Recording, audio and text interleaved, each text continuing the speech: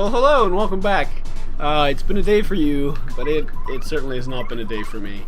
It has been just about 10 seconds, and I really didn't.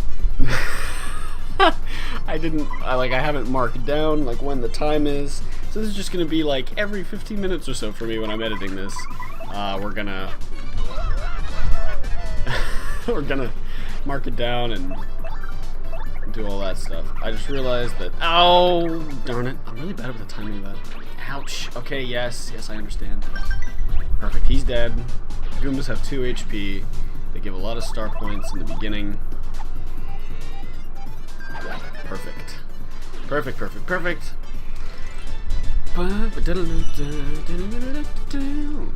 Okay, so yeah, they're losers. We won.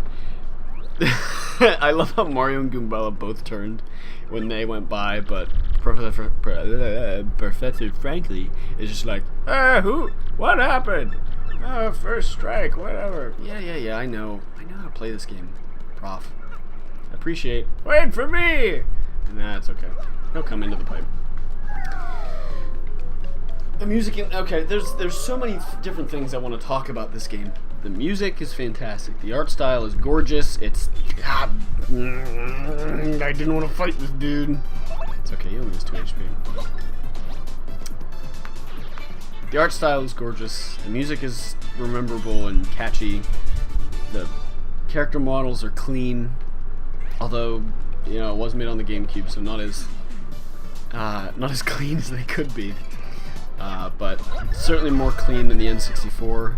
And it's much more clear that these characters are paper and not just pixels. You know what I mean?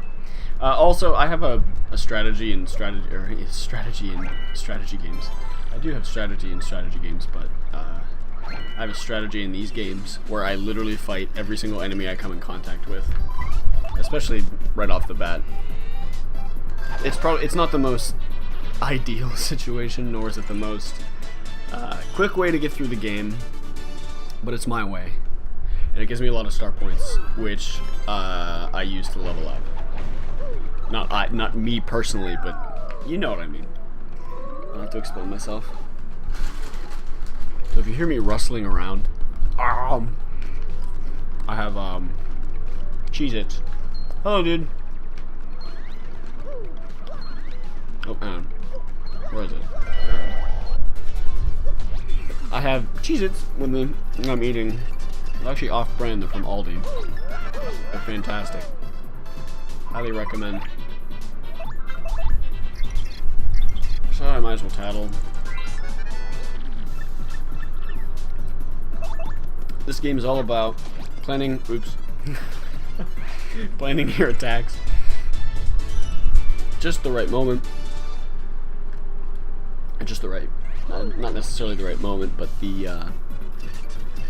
just playing your attacks out like in advance, because each enemy has a certain amount of HP, and you deal a certain amount of damage, so you can, in some cases, mitigate attacks against you. Dang it! I'm so terrible with Goombella.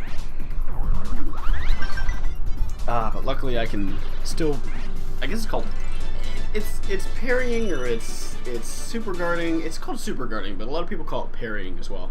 So there's not really a certain terminology. Oh lord. So this is the beginning of my strategy that you're seeing right now. I just equipped a badge called Pretty Lucky, and it's one of the best badges in the game because it has a chance. I don't know the actual odds. It has a chance of negating attacks, just entirely. You'll hear the best sound effect in the game, which my friend, wow, episode 2, another shout out to my friend Sam Nestor.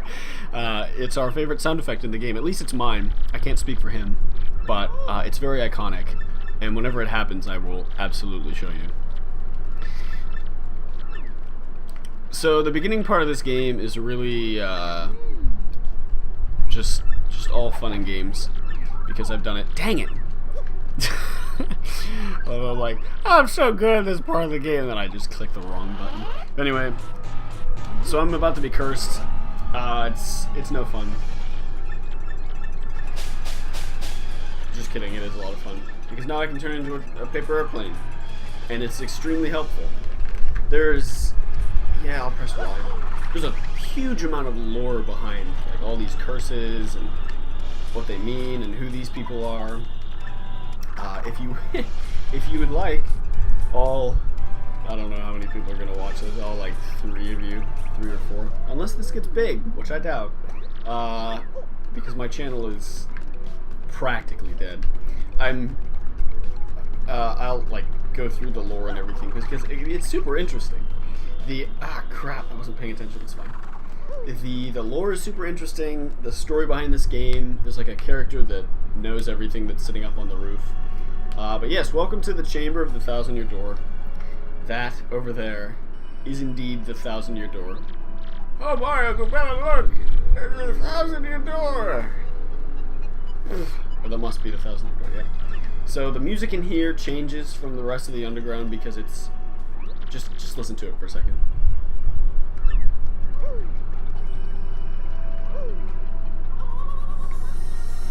It just has a different vibe, a different atmosphere.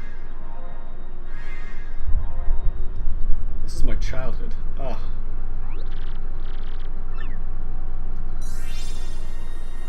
I'm getting goosebumps. Now, what was I gonna say? There was something I was going to talk about. So there's a lot of contention. Like I said, all these recordings and these episodes are basically to bring, gosh, I still don't know the word for it. Bring attention to, give clicks to, give media attention to the hashtag remaster of the 1,000-Year Door hashtag that's going around, and it's basically trying to get these old games, which are only accessible on a GameCube or illegally on an emulator, and they're just really hard to access. So with the advent of the Nintendo Switch and the huge media attention that it's getting, this is a perfect time for these games, these old games that are highly inaccessible. So other games such as Super Mario Sunshine, Mario Kart Double Dash, etc., that are ripe for being put on a system such as the Nintendo Switch for remastery. So the art style in this game, as I was saying, that's what I was saying, is very contentious with the new art style of Paper Mario Color Splash, because this game takes its paper aesthetic and doesn't... No thanks. No thanks. Okay. Oh gosh, sorry. It takes the paper aesthetic as like it's not the main thing. It's just like, yeah, the characters happen to be paper. It's just an art choice. It's not necessarily a gimmick, really, except for so like you can turn into a paper airplane, a paper boat, a paper tube, a paper towel, etc., etc. But it's not like the main focus. And in the newer games, so Paper Mario Sticker Star, Paper Mario Color Splash, it's much more prominent, and the art style, it's in full HD in Color Splash because it was on the Wii U. It's just gorgeous. It's gorgeous, but there's differences. So Paper Mario has an outline, a white outline in that game, and it's I don't know the entire like polling numbers, but a lot of people don't like it. I'm not necessarily a fan of it just because I grew up with this, but it's gorgeous. The art style is gorgeous. Every object in Paper Mario Color Splash looks like it's made out of paper. And this, it doesn't necessarily look like that. It's just an art style, right? So there's like 3D things. It doesn't look like it's made out of paper. No thanks. I know how to equip a badge. No thanks. Yep. I can't remember if it's the right button. It's probably... Yeah, alright. So, there's a lot of different ideas on how to remaster this game. Do they want like a full remake? Do you want a remaster, just upgrading the graphics, or do you want a remaster like what was it? Legend of Zelda Wind Waker. Oops, I'm gonna fight this dude. Legend of Zelda Wind Waker, where they changed some aspects of it, but they just largely they added just a few things for the streamlining of the game. So what do you want, basically, is the... What do you want out of the game? Personally, I just love this game, and I just would love it in any form, as long as it is largely the same. The story is fine, the characters are fine, so like that doesn't need to be changed. What does need to be changed then? I guess the graphics need updated just a wee bit. The pixel count needs to be upgraded, I suppose. Just you know, the normal things to put it on an HD system. And I apologize, these episodes are going to be short, like 15 minutes short, but I'm attempting to make progress in this game as I continue to talk. So really, you're just watching me play a game, kind of talk about it, and talk about other things as well.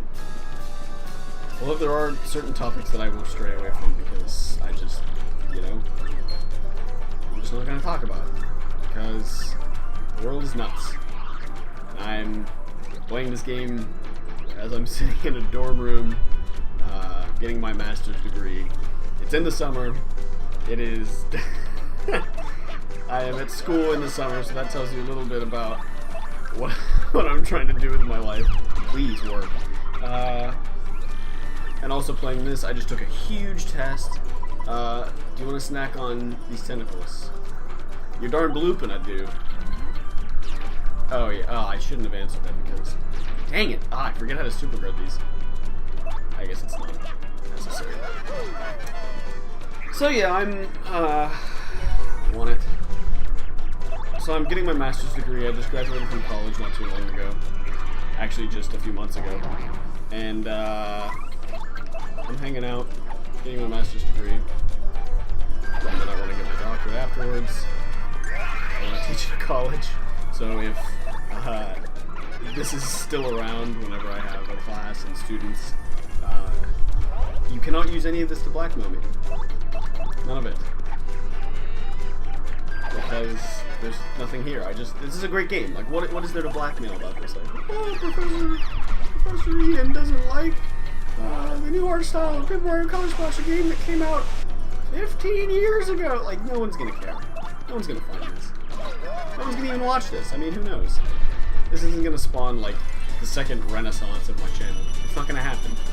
It's over, it's done with. I'm just doing this for fun and to pass the time. And I also don't have an HD capture card, so I can't capture Switch gameplay. But I do have a Switch. It's here. It's a sorry, Goombella. Hello. Woo. Oh. I swear I pressed the A button. What else? I don't know, there's different nuances about this game that you could change slightly.